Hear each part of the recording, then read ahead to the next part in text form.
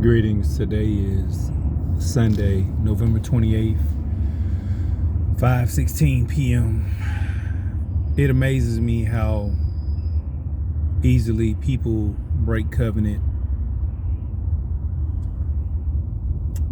because they never knew or respected or appreciated what covenant was. I recognize how God blesses covenant, and some people do not understand how powerful it is. It's God's establishment, and it's His institution, and He puts His hand on it. I know I spoke last time about prerequisites to getting married, and I like to talk about relationships and the aspect of cheating.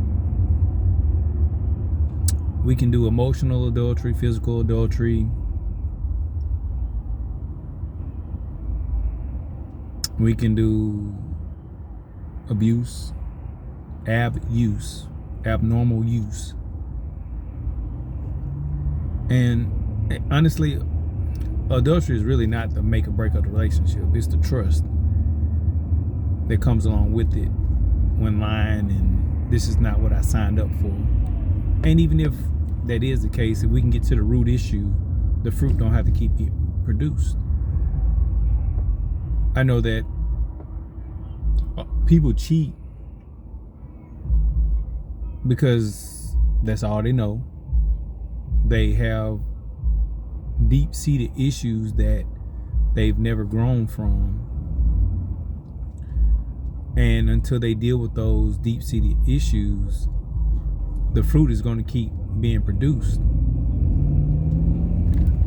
It saddens me to see how people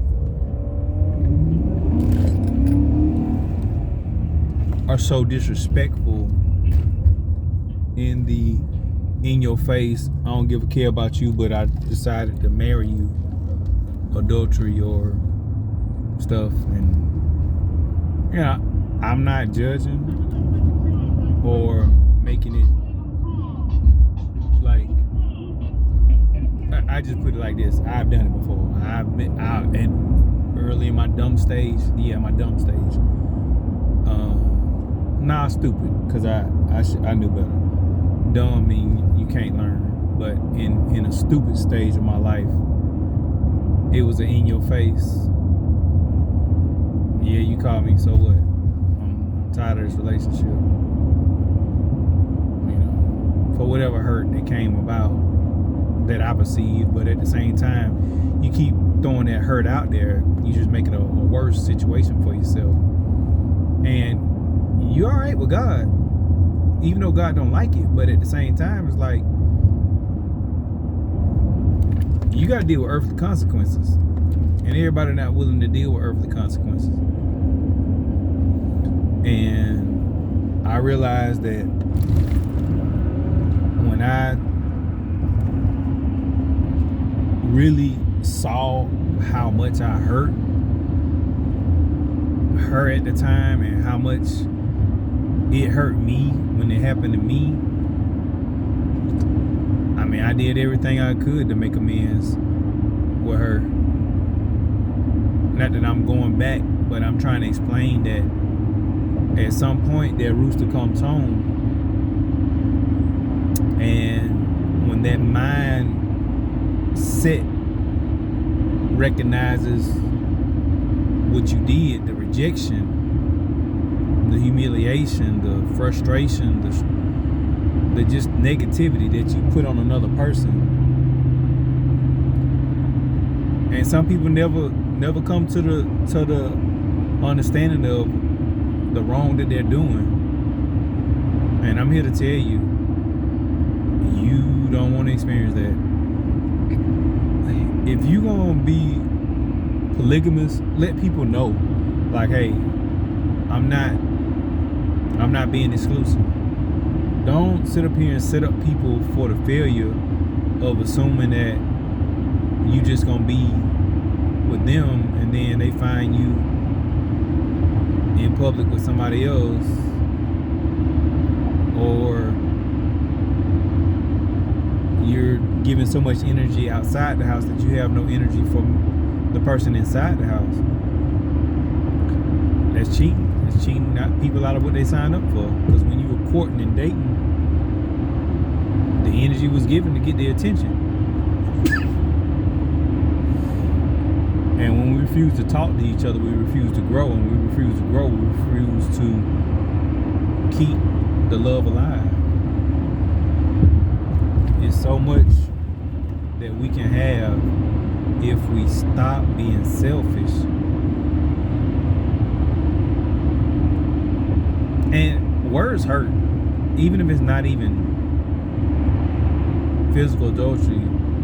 The emotional rejection, I can have anybody. Like, you chose me. Why do I want to hear that you can have anybody? How does that make me feel? That's hurtful. And when you talking on the phone to somebody else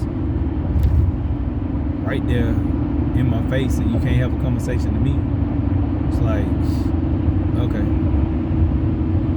not even try. And the condemning words, or I'm no good, or the demeaning stuff, or the cuss outs, and the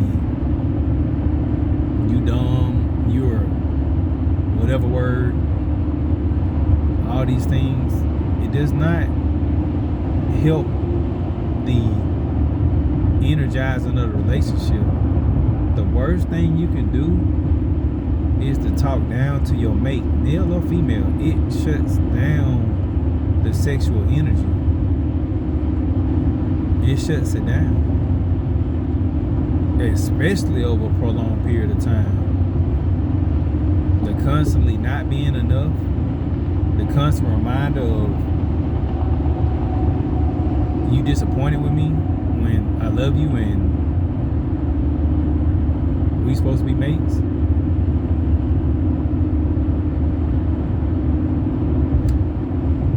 Ladies and gentlemen, let me tell you, on both sides, hurt hurts.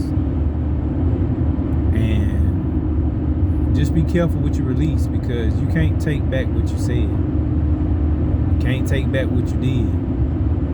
Time is your most precious resource, and you have to watch how you use your time. Are you building your relationship, or are you tearing it down? You determine that with your mouth and your actions.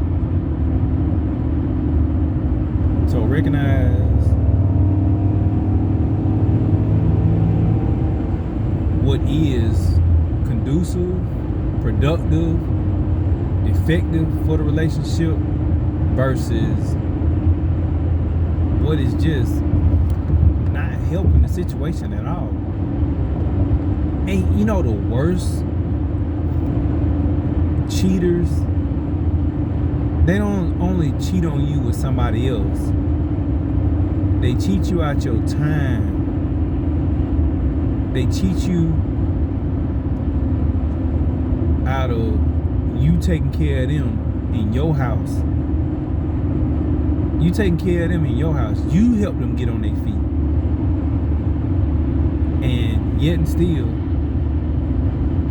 I ain't good enough for you. Nah, that ain't the problem. You the problem. You were never good enough for me, so your guilt on you doing what you was doing ran you away. And you tried to make me an excuse. That's what that was. And I'm speaking about stuff I've experienced and I've seen other people experience.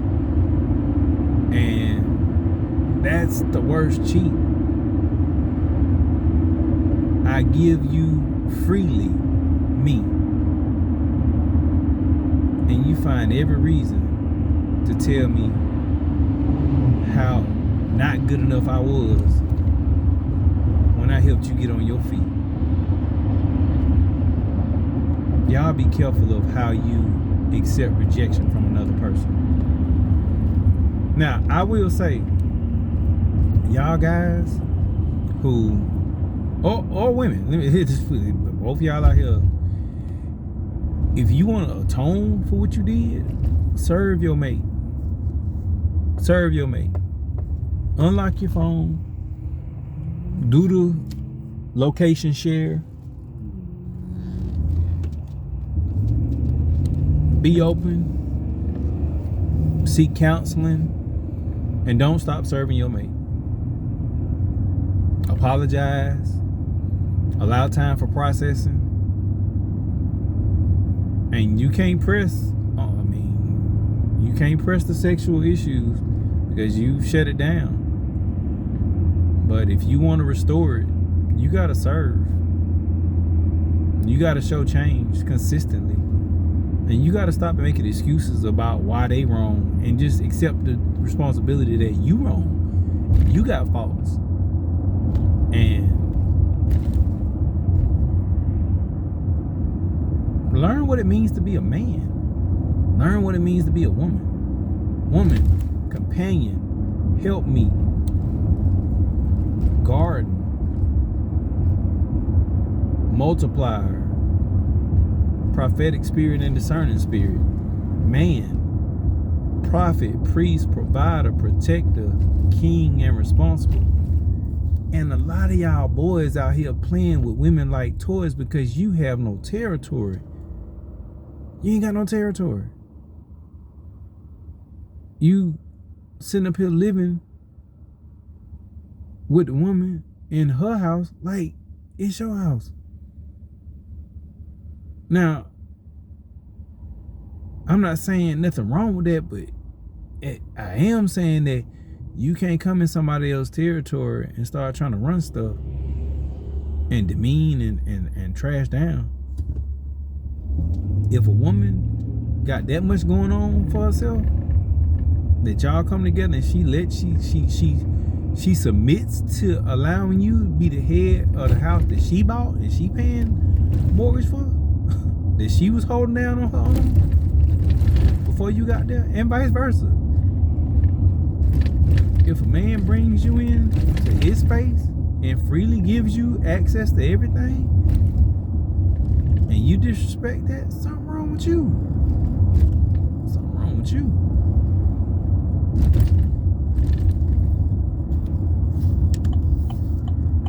God bless marriage, but you gotta walk it out. It takes 3 to 5 years to get to know each other, to get through some things. Again, cheating ain't the end all of the marriages. A lot of marriages would not be here if that was the case.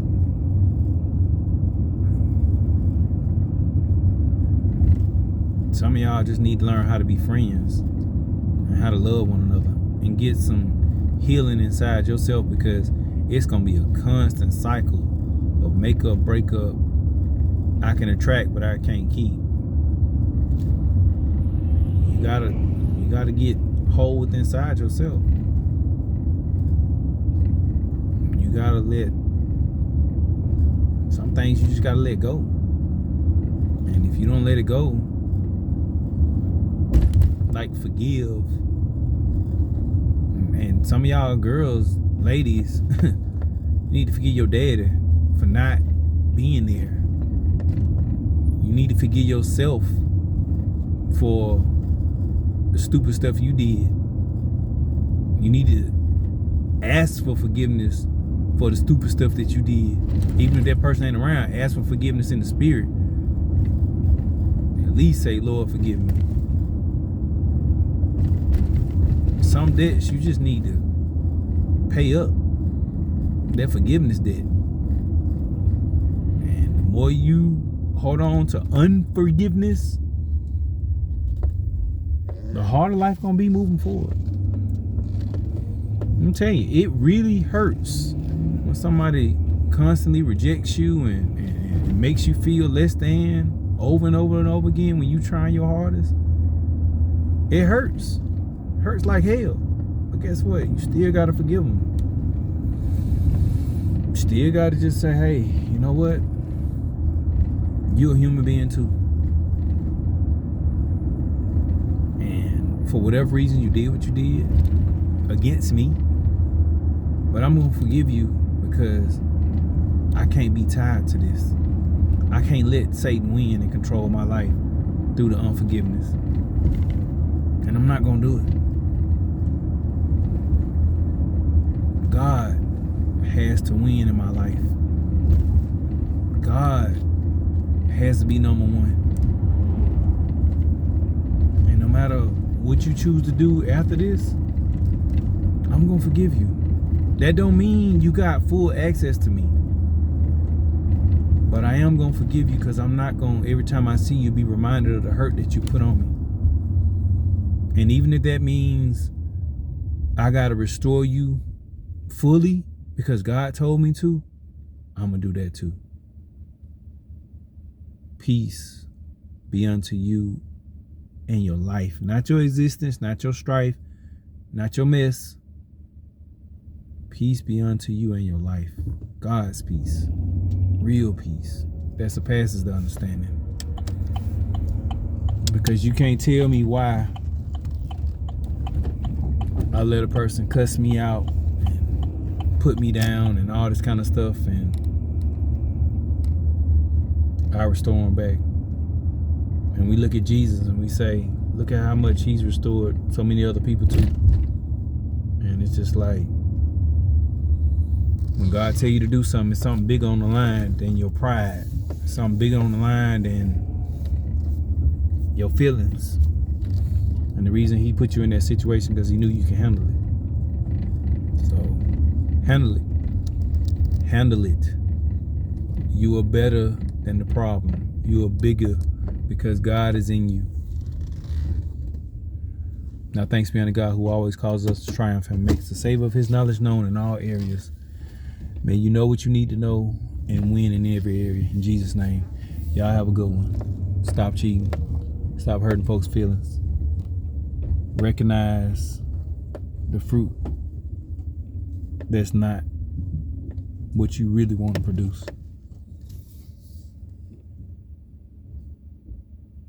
You can be better than you are.